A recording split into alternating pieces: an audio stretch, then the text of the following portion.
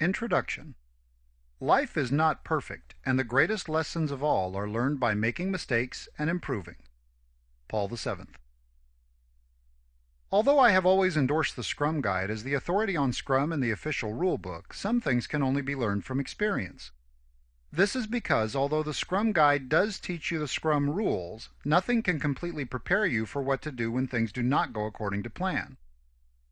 In my years as a software engineer, Scrum Master, and Agile Portfolio Manager, it has been a combination of my experiences and implementing continuous improvement that have by far provided me with the most learning. The experiences have been both good and bad. They have involved mistakes by my colleagues and, more importantly, mistakes by me. I have found that our own mistakes are often the biggest wake-up calls of all.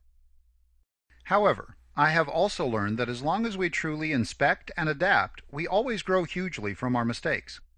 I wrote this class because I have found that my experiences and mistakes are also valuable to others, allowing them to foresee some situations before they occur and benefit from my experience. This class takes the form of short stories because they are stories in my life. In addition, this format should help entertain you while enlightening you.